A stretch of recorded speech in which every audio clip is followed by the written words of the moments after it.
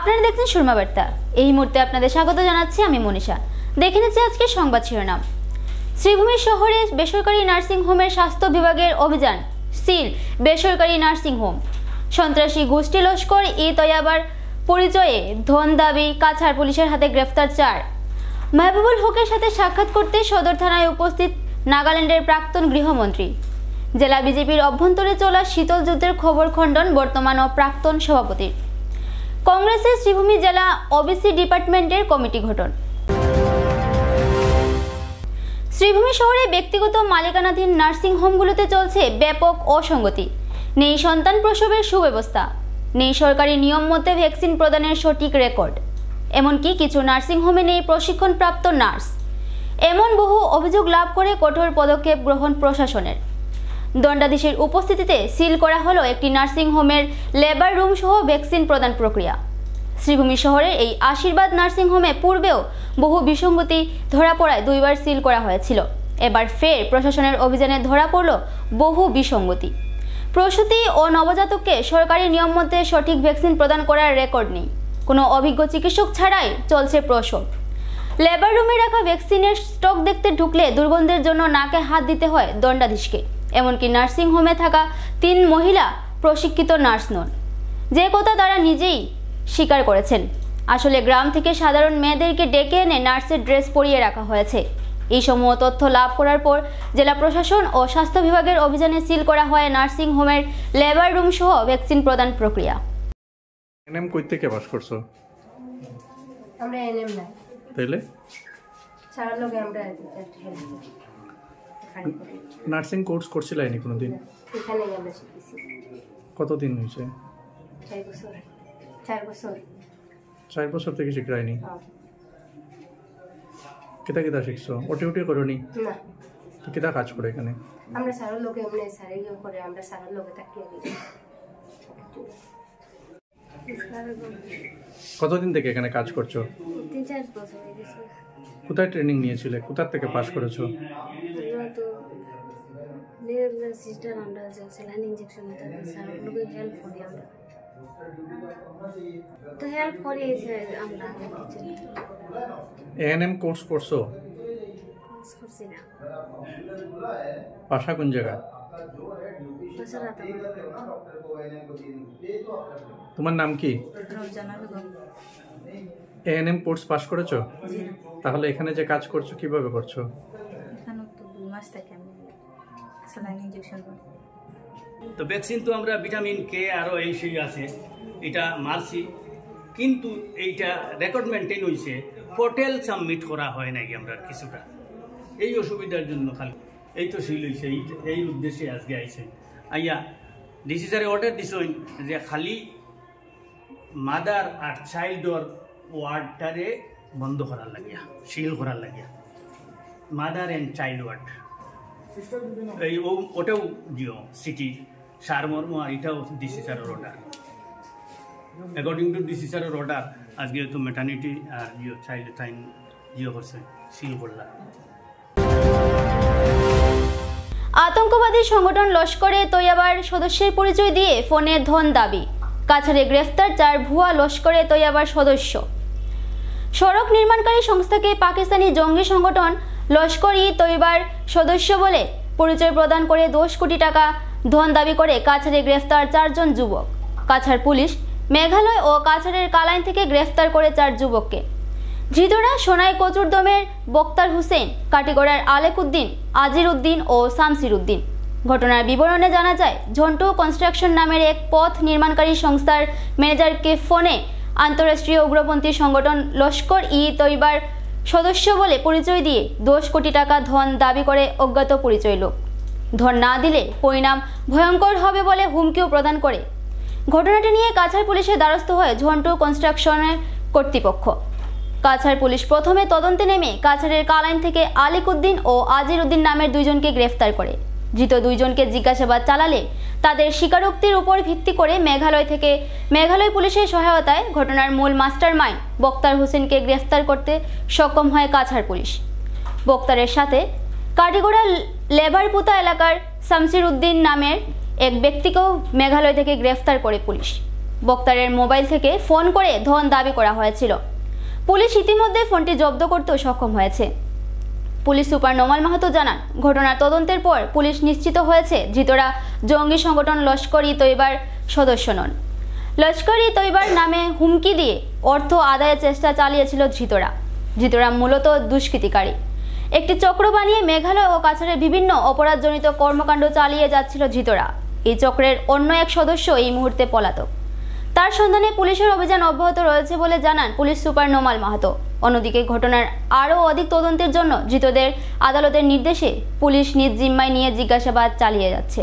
যোৱা 21 তাৰিখে মানে 21 ফেব্ৰুৱাৰীত ইয়াতে নেশ্যনেল হাইৱে 4 লেনিঙত নিয়োজিত এটা ব্যক্তিগত কোম্পানী তাৰে এজন মেনেজাৰলৈ এখন এটা ফোন কল আহে আৰু ফোন কলাৰ যিজন কলাৰ আছিলে তেওঁ নিজকে আন্তঃৰাষ্ট্ৰীয় সন্ত্ৰাসবাদী সংগঠন লস্কৰ-ই-তৈবাৰ সদস্য বুলি তেওঁ নিজকে পৰিচয় দিয়ে আৰু পৰিচয় দি তেওঁ 10 কোটি টকা তেওঁলোকে দাবী কৰে আৰু 10 কোটি টকা তেওঁলোকক যদি দুদিনৰ ভিতৰত দিব পৰা নাযায় তেতিয়াহ'লে তেওঁলোকে কৈছে যে কোম্পানীটোৰে তাৰ ফল ভুগিব লাগিব। এই ধৰণে ধমকি দি তাৰপিছত তেওঁলোকে লগে লগে যেতিয়া সেই ব্যক্তিগত কোম্পানীৰ পৰিচালকজনে আমাক জনায়, লগে লগে আমি এই সংক্ৰান্তত আমাৰ তদন্ত আৰম্ভ কৰোঁ। এটা কাটিগড়া থানাত এটা কেছ ৰেজিষ্টাৰ কৰোঁ আৰু কৰি তদন্ত আৰম্ভ কৰোঁ। আৰু তদন্ত কালত সিদিনাখন ৰাতিয়ে আমি দুজন ব্যক্তিক আমি এৰেষ্ট কৰোঁ।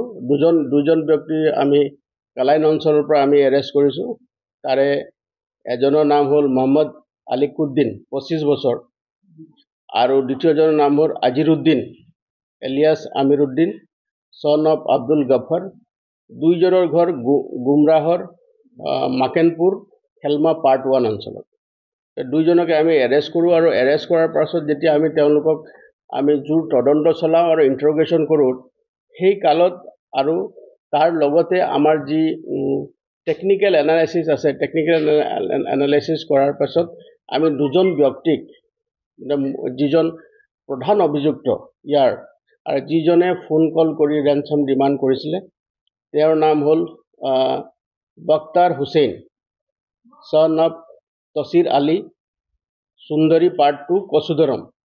এই ব্যক্তিজনক আমি ইষ্ট জয়ন্তীয়া হিলছৰ মেঘালয়ত ৰিমভাই গাঁও এখনৰ পৰা আমি তেওঁক এৰেষ্ট কৰিবলৈ সক্ষম হ'লোঁ। আৰু তেওঁৰ লগতে আৰু তেওঁৰ এজন সহযোগী আছিলে, তেওঁৰ নাম হ'ল শামছিৰ উদ্দিন বৰভূঞা। তেওঁৰ ঘৰ হ'ল কাটিগড়া লেবাৰপুটা পাৰ্ট 2 কাটিগড়া। তেওঁৰ লগতে আমি তেওঁক এৰেষ্ট কৰিছোঁ আৰু এই সংক্ৰান্তে আমাক ইষ্ট জয়ন্তীয়া হিলছৰ মেঘালয় আৰক্ষীয়ে আমাক বহুত সহায় কৰিলে আৰু দুইজন ব্যক্তিক আমি এৰেষ্ট কৰিলোঁ। আৰু মূল অভিযুক্ত যিজন বক্তিয়াৰ হুছেইন, তেওঁক এৰেষ্ট কৰাৰ লগে লগে তেওঁ যিটো মোবাইলৰ পৰা ৰেঞ্চম কল আহিছিলে, যিটো মোবাইলৰ পৰা তেওঁ ধন দাবী কৰিছিলে, সেই ধন দাবী কৰা মোবাইল আৰু চিম কাৰ্ডো আমি উদ্ধাৰ কৰিবলৈ সক্ষম হৈছোঁ।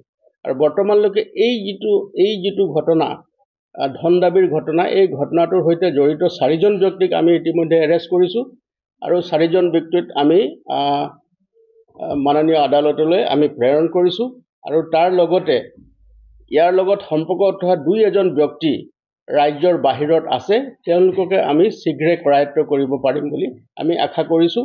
আৰু আমি সোনকালেই এই সংক্ৰান্তে এই যিটো মোকৰ্দমা আমি ৰুজু কৰিছোঁ, মোকৰ্দমাৰ যি আমি চূড়ান্ত প্ৰতিবেদন মাননীয় আদালতত দাখিল কৰিম আৰু তেওঁলোকৰ বিৰুদ্ধে যাতে কঠোৰতম আইনগত ব্যৱস্থা হয় আৰু তেওঁলোকে যাতে কনভিকশ্যন পায় তাৰ কাৰণে আমি চেষ্টা কৰিছোঁ। নাই, আমি প্ৰাৰম্ভিক তদন্তত দেখা গৈছে যে তেওঁলোকৰ কোনো দল বা সংগঠনৰ লগত তেওঁলোক জড়িত নহয়। বিশেষকৈ তেওঁলোকে দুষ্কৃতিকাৰী লোক। তেওঁলোক হ'ল যে তেওঁলোকে চুৰি কয়লা আৰু মেঘালয়ত এনেকুৱা ধৰণৰ কিছুমান 2 নম্বৰী ঘটনাৰ লগত তেওঁলোকে জড়িত আৰু সেইকাৰণে আমি এতিয়াও তদন্ত চলাই আছোঁ আৰু তেওঁলোকৰ টেকনিকেল এনালাইচিছৰ লগতে আৰু যি হিউমেন ইণ্টেলিজেঞ্চ আমি কৰিব পাৰোঁ তাৰ কাৰণে আমি চেষ্টা কৰি আছোঁ। তেওঁলোকৰ যদি আমি কোনো ধৰণৰ তথ্য আমি লাভ কৰোঁ এই সংক্ৰান্তে, আৰু তেওঁলোকৰ ওপৰতে মানে কঠোৰতম আইনগত ব্যৱস্থা আমি ল'ম। শ্রীভূমি থানায় এসে উপস্থিত নাগাল্যান্ডের প্রাক্তন গৃহমন্ত্রী শ্রীভূমি থানায় পুলিশের জিম্মায় থাকা ইউএস টিমের আচার্য মেহবুবুল হকের সাথে সাক্ষাৎ করতে শ্রীভূমিতে এসে উপস্থিত হন। নাগাল্যান্ডের প্রাক্তন গৃহমন্ত্রী টেনেসু টুনিও মেহবুবুল হকের সাথে সাক্ষাৎ করতে বুধবার রাতে শ্রীভূমি সদর থানায় উপস্থিত হন। বর্তমানে পুলিশের জিম্মায় থাকা মেহবুবুল হকের সাথে সাক্ষাৎ করতে দেয়নি শ্রীভূমি পুলিশ। আদালতের অনুমতি ছাড়া পুলিশের জিম্মায় থাকা মেহবুবুল হকের সাথে সাক্ষাৎ করতে দেওয়া হবে না বলে শ্রীভূমি পুলিশের তরফে নাগাল্যান্ডের গৃহমন্ত্রীকে জানানো হয়েছে বলে জানা গেছে।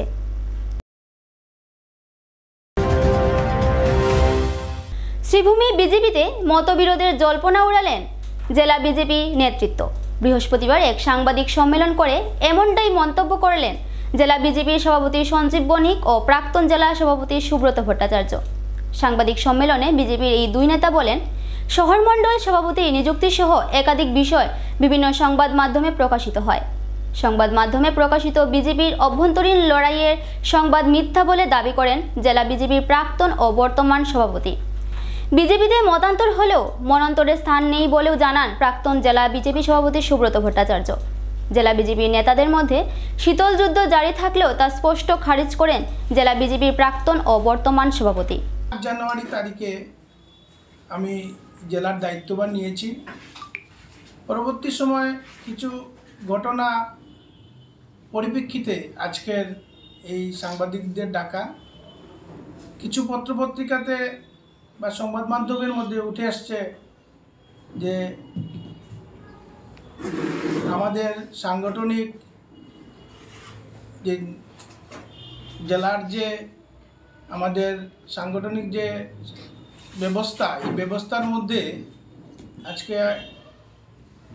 বিভিন্নভাবে আজকে আমাদের কমিটি অন্ততপক্ষে আমি আমার বিজেপিতে আমি যতদিন কাজ করব আমার শেষ দিন অবধি আমি যাতে অন্ততপক্ষে মিশন রঞ্জন দাসের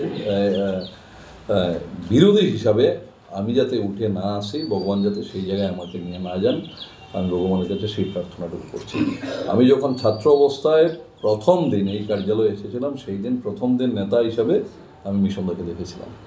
মিশনদা সেই দিন বিধায়ক ছিলেন, পরবর্তীতে 96 নির্বাচন ছিল। আমি দলের একজন সাধারণ কর্মী হিসাবে বা পরিষ্কারভাবে বললে বুট কর্মী হিসাবে মিশনদার জন্য কাজ করেছিলাম। দুর্ভাগ্যক্রমে ওই নির্বাচনের 4 দিন ব্যাপী গণনা, পরিকল্পিত পরাজয়, এগুলো যাচ্ছি না ওই রাস্তায়, সকলের জানা আছে। জ্যেষ্ঠ যারা আছেন এখানে তাদের আমার থেকে ভালো জানা আছে। পরবর্তীতে উপনির্বাচনে ঐতিহাসিক জয় এবং প্রত্যেকটি নির্বাচনে মিশনদার একজন অনুগত সৈনিক হিসাবে কাজ করার সেই সুযোগটুকু আমার হয়েছিল। আর আজকের দিনে আমি ব্যক্তিগতভাবে আমি মিশন রঞ্জন দাস, বিশ্বরূপ ভট্টাচার্য, সুখেন্দু শেখর দত্ত, প্রণবনাথ বা ওই কালের যারা কার্যকর্তা যারা বলেছিলেন আমরা এসে যাদেরকে পেয়েছি তাদের একজন অনুগত সৈনিক হিসাবে কাজ করা সেই প্রক্রিয়ায় আমি আছি। আমি তার থেকে বেশি কোনো কিছু নয়। দল আমাকে উঠিয়ে এনে 2 বার জেলা সভাপতির দায়িত্ব দিয়েছে, যতটুকু পেরেছি কাজ করেছি, সবাইকে নিয়ে কাজ করেছি, চেষ্টা করেছি সবাইকে নিয়ে চলার। কোনো জায়গায় ভুল থাকতে পারে, আমি কোনোদিন বলিনি যে আমি ভুল করিনি। হয়তো পদে পদে আমার ভুল হয়েছে, ক্ষেত্রে বিশেষে আমার ভুল হয়েছে, সেটা অতীতেও হয়েছে, আজকেও হয়তো হবে, আগামীকালকেও হবে। এবং ভুল যদি করি তাহলে আগামী দিনে শুদ্ধ করার কোনো প্রক্রিয়ায় যেতে পারবো। মানুষ মাত্রই সে ভুল হতে পারে। আমি চেষ্টা করেছি সভাপতি হিসাবে সবাইকে নিয়ে চলার। আজকের দিনে এইটুকু বলবো যে মিশনদার সঙ্গে আমার প্রতিযোগিতা হবে সেটা স্বপ্নাতীত আছে। মাননীয় মিশন রঞ্জন দাস মহোদয় ভারতীয় জনতা পার্টির শুধু এই জেলার নয় এই প্রদেশের একজন প্রবীণ কার্যকর্তা আছেন। 4 বার উনি বিধায়ক হয়েছেন এই বিধানসভা সমষ্টি থেকে। 2 বার ভারতীয় জনতা পার্টির সরকার আসার পর সরকারি সংস্থায় উনি অধ্যক্ষ হিসাবে বৃত ছিলেন, সরকার ওনাকে দায়িত্ব দিয়েছে। আর এবার তো মাননীয় রাজ্যসভার সাংসদ হিসাবে উনি নির্বাচিত হয়ে, অপ্রতিদ্বন্দ্বী হিসাবে নির্বাচিত হয়ে সংসদে আছেন। ওনাকে আমরা রাজ্যসভায় সাংসদ পেয়েছি দীর্ঘ বৎসর পর। সেটা ভারতীয় জনতা পার্টির এই জেলার কার্যকর্তাদের জন্য সেটা অনেক বড় শ্রেয় ছিল। যেদিন মিশনদা জয়ী হয়ে এই জেলা সদরে এসেছিলেন, উনি শপথ নিয়ে রাজ্যসভায়, সেই দিনকার অন্ততপক্ষে যে পরিস্থিতি ছিল এই জেলা সদরে বা এই বিধানসভা সমষ্টিতে বা এই জেলায়, সেটা আমাদের জন্য অনেক বড় পাওনা ছিল। সেই দিন সেই স্মৃতিগুলো ভোলার নয়। আমি আপনাদের মাধ্যমে সেই অনুরোধটুকু করব। দেখুন কে সভাপতি হয়েছেন, কে মণ্ডল সভাপতি হয়েছেন। সঞ্জীব দা আমার পাশে বসে আছেন, দুবারের মণ্ডল সভাপতি ছিলেন। এরকম অনেক মণ্ডল সভাপতি হয়েছেন, অনেক মণ্ডল সভাপতি আগামীতে হবেন, আজকের দিনে অনেক মণ্ডল সভাপতি আছেন। জেলা সভাপতিও অনেকে হয়েছিলেন, জেলা সভাপতি আমিও হয়েছিলাম, আজকের দিনে সঞ্জীব দা আছেন। কোনো আসন, কোনো চেয়ার কারোর জন্য সেটা এটা পার্মানেন্ট চেয়ার নয়। অতীতে কেউ এই চেয়ারে বসেছিলেন, আজকে কেউ আছেন, আগামীকালকে এই চেয়ারে কেউ আসবেন। তবে দল অন্ততপক্ষে, আমি বিশ্বাস করি দলের একজন কর্মী হিসেবে, ভারতীয় জনতা পার্টিতে কাজ করলে ভারতীয় জনতা পার্টির সংগঠন আজকে পর্যন্ত সেই কাজের অন্ততপক্ষে শ্রেয় দলের কার্যকর্তাদেরকে দেয়। এরকম কেউ পাননি সেই উদাহরণ আমি আমার কার্যকালে দেখিনি। আর মিশনদা, বাচ্চুদা বা এরকম যারা আছেন, মাননীয় মিশন রঞ্জন দাস মহোদয়, মাননীয় বিশ্বরূপ ভট্টাচার্য মহোদয়, মাননীয় সুরেন্দ্র শেখর দত্ত মহোদয়, বা এরা আমি এসে যাদেরকে পেয়েছিলাম, প্রণবনাথ মহোদয়, শিপ্রাগুন মহোদয়া, বা সুদীপ দাস সহ আমার থেকে জ্যেষ্ঠ যারা ছিলেন, প্রাক্তন পৌরপতি সুধাংশু দাস, প্রাক্তন পৌরপতি কৃষ্ণ দাস, প্রাক্তন পৌর সভানেত্রী অঞ্জনা রায় আমার কার্যকালে হয়েছিলেন, বা মানস দা যদিও আমাদের দল থেকে পৌরপতি হননি, পরবর্তীতে এসেছিলেন। এরকম অনেক আছেন। আজকের দিনে যিনি পৌরপতি আছেন উনিও দলের দিক থেকে আমার থেকে জ্যেষ্ঠ আছেন, রবীন্দ্রদেব মহোদয়। সবাইকে নিয়ে সংগঠন চালার নামই সংগঠন আছে, সবাইকে নিয়ে চলার চেষ্টা করাই আমাদের কাজ আছে। দেখুন, ভারতীয় জনতা পার্টিতে অন্ততপক্ষে এই পরিস্থিতি তৈরি হবে না, আমরা সেটা দৃঢ়তার সঙ্গে বলতে পারি। যে কেউ বক্তব্য রাখতে পারবে, সেই বক্তব্য কারোর হয়তো সর্বসম্মত না হতে পারে, কিন্তু মতান্তর কোনোদিন কোনো জায়গায় গিয়ে মনান্তরে পৌঁছাবে না। আর দলের জ্যেষ্ঠ নেতৃত্বের কাছে কনিষ্ঠ যারা আছেন তারা সার্বিকভাবে, সর্বতভাবে তারা জ্যেষ্ঠদেরকে শ্রদ্ধা। শ্রীভূমি জেলা জুড়ে কংগ্রেসকে শক্তিশালী করে গড়ে তুলতে ওবিসি ডিপার্টমেন্ট জেলা কমিটি গঠন। জেলা কমিটি গঠনের লক্ষ্যে ইন্দিরা ভবনে এক বৈঠক আয়োজিত হয়। জেলা কংগ্রেস সভাপতি রজত চক্রবর্তীর পৌরোহিত্যে আয়োজিত এই সভায় ওবিসি বোর্ডের চেয়ারম্যান অহিরঞ্জন দে ওবিসি বোর্ডকে শক্তিশালী করার উদ্দেশ্যে সকল পিছপড়া জাতি গোষ্ঠীর কংগ্রেস কর্মীদের ঝাঁপিয়ে পড়ার আহ্বান রাখেন। এছাড়াও বিজেপি আমলে ওবিসি লোকদের যেভাবে প্রতারণার শিকার হতে হচ্ছে তা নিয়ে উপস্থিত বক্তারা নিজেদের বক্তব্যে তুলে ধরেন। এদিন সভা শেষে 22 সদস্য বিশিষ্ট ওবিসি ডিপার্টমেন্টের কমিটিও গঠন করা হয়। এদিন অন্যান্যদের মধ্যে শুভজিৎ চক্রবর্তী, বিশ্বজিৎ ঘোষও উপস্থিত ছিলেন। ভারতবর্ষের বর্তমানের 2014 থেকে এখন পর্যন্ত যিনি নেতৃত্ব দিচ্ছেন প্রধানমন্ত্রী হিসাবে, তিনি বলে থাকেন, আমি জানি না ওটা ঠিক কিনা, তিনি বলে থাকেন উনি ওবিসি, তাই তো তো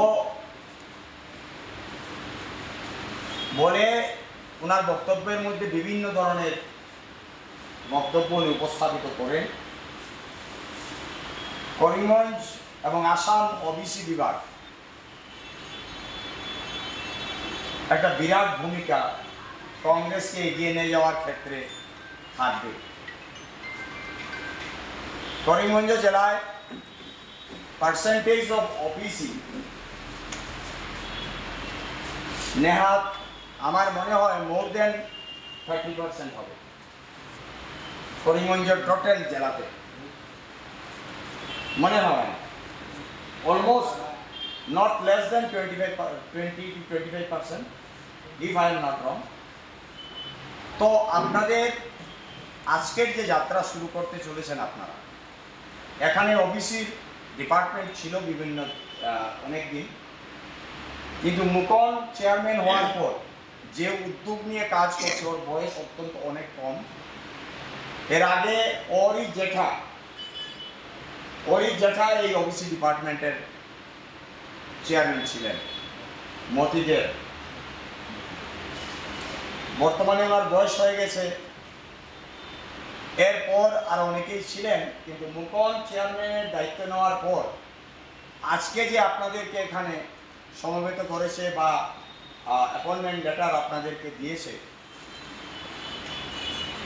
প্রথমে হলো গিয়ে আমরা আমাদের পরিচয় আমরা কংগ্রেসের সৈনিক, তারপর বিভিন্ন ভাগে আমরা বিভক্ত কংগ্রেসের মধ্যে, কেউ জেলা কংগ্রেস, কেউ যুব কংগ্রেস, কেউ NSUI, কেউ ছাত্র পরিষদ, কেউ কেউ মহিলা কংগ্রেস, কেউ ওবিসি ডিপার্টমেন্ট, কেউ SC সেল, যাই হোক, বাট সর্বোপরি আমাদের পরিচয় আমরা we are the soldier of Indian national Congress. আজকে দীর্ঘদিন কংগ্রেস শাসন ক্ষমতায় ছিল, আপনারাও জানেন, আমরাও জানি। এবারে নিয়ে নিচ্ছি ছোট্ট একটা বিজ্ঞাপন বিরতি, সঙ্গে থাকুন। আনন্দ সংবাদ, আনন্দ সংবাদ। করিমগঞ্জে এই প্রথম 3D সিটি স্ক্যানের সুবিধা নিয়ে এলো Karimganj health city, Banamali road, Karimganj. পুরো শরীর 3D সিটি স্ক্যানের সুবিধা এখন পাচ্ছেন করিমগঞ্জে। আন্তর্জাতিকভাবে বিখ্যাত ডাক্তার দ্বারা রিপোর্ট। 3D সিটি স্ক্যানের জন্য যোগাযোগ করুন telephone 03843260705, mobile 9678033047। Karimganj health city, Banamali road, Karimganj আপনাদের সেবায় নিয়োজিত।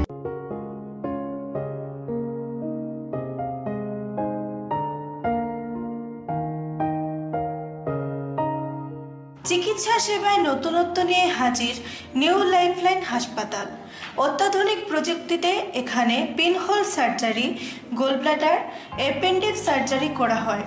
শিলচর মেডিকেল কলেজের সার্জারি বিভাগের অতিরিক্ত প্রফেসর ডক্টর RC শ্যাম সার্জারিগুলি করবেন। তাছাড়া তিনি প্রতি শনিবার বিকেল 3টে থেকে OPD-তে রোগী দেখবেন। রয়েছেন শিশুরোগ বিশেষজ্ঞ doctor Gulzar হোসেনও।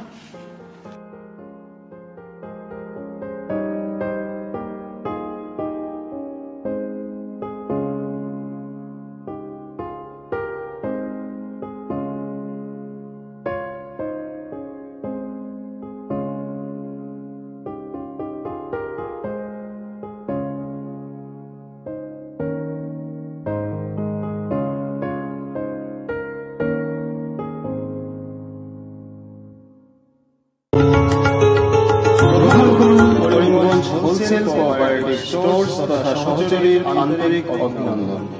Karimganj wholesale cooperative স্টোর্সের নিয়ন্ত্রণাধীন স্টেশন রোডস্থ বিভাগীয় বিপণী সহযোগী নতুন উদ্যোগে সমৃদ্ধ হয়ে জনগণের সেবায় এগিয়ে এসেছে। তুলনামূলক কম মূল্যে নিত্য প্রয়োজনীয় দ্রব্য সামগ্রীর যোগান অব্যাহত রাখতে সহযোগী কর্তৃপক্ষ বদ্ধপরিকর। জেলার সমবায় আন্দোলনকে জোরদার করে তোলার ক্ষেত্রে করিমগঞ্জ হোলসেল কোঅপারেটিভ স্টোর্স তথা সহযোগী কর্তৃপক্ষ সকলের আন্তরিক ও সক্রিয় সহযোগিতা কামনা করে। নতুন আঙ্গিকে বাস্তব পরিকল্পনা নিয়ে সহযোগী স্টেশন রোড, করিমগঞ্জ আপনাদের সেবায় সদা প্রস্তুত। স্বাস্থ্য সংক্রান্ত বিষয়ে খরচের কথা ভেবে চিন্তিত হচ্ছেন? এখন আর চিন্তার কোনো কারণ নেই, কারণ আপনাদের সেবায় এসে উপস্থিত হয়েছে জীবনজ্যোতি হাসপাতাল। এখানে অনেক কম খরচে আপনি পেয়ে যাবেন অনেক অভিজ্ঞ চিকিৎসকদের দল। Child specialist, cardiologist, urologist, gynaecologist, skin specialist, orthopaedics, neurologist, এছাড়াও নর্মাল ডেলিভারি, সার্জিয়ান ডেলিভারি, সব রকমের ortho surgery, advance laparoscope surgery, knee replacement, spine surgery, সব রকমের ইউরো সার্জারির সুবিধা ছাড়াও অপারেশন থিয়েটার, 24 ঘন্টা emergency ward, ICU labour room, medical specialist, general ward, laboratory, hospital dispensary, গাড়ি পার্কিংয়ের স্থান ছাড়াও নানান প্রকার সুযোগ সুবিধা অনেক কম খরচে লাভ করতে পারবেন জীবনজ্যোতি হাসপাতালে। তাই আর দেরি না করে আজই চলে আসুন। যোগাযোগের নম্বর 7637062954, 8638048459। আমাদের ঠিকানা নীলামবাজার, গান্ধী জিপি, দুর্গানগর রোড, আসাম 788722।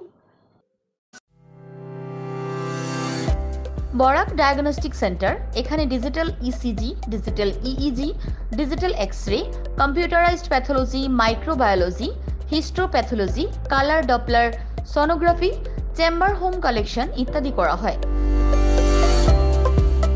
আমাদের প্রতিষ্ঠান সকাল 7টা থেকে রাত্রি 9টা পর্যন্ত খোলা থাকে। প্রতিদিন সকাল 8টা থেকে সোনোগ্রাফি করা হয়। যোগাযোগ Barak diagnostic centre, settlement road. যোগাযোগের নম্বর 03843273151, 7086376822, 9401325290। বিভিন্ন আধুনিক ও আকর্ষণীয় টাইলসের সম্ভার নিয়ে উপস্থিত প্রিয়া টাইলস। আপনার ঘরকে অতি সুন্দরভাবে সাজিয়ে তুলতে আজই আমাদের দোকানে চলে আসুন এবং নিয়ে যান অত্যাধুনিক টাইলস। আপনার পছন্দের সব ধরনের টাইলস আমাদের এখানে উপলব্ধ রয়েছে। আমাদের ঠিকানা Chandras plaza, near Vishal Megamart, station road, Karimganj. Mobile 9101805530, 9957709784। Surma Barta আজ এ পর্যন্তই। আগামীকাল আবার দেখা হবে একই সময় একই চ্যানেলে। নমস্কার।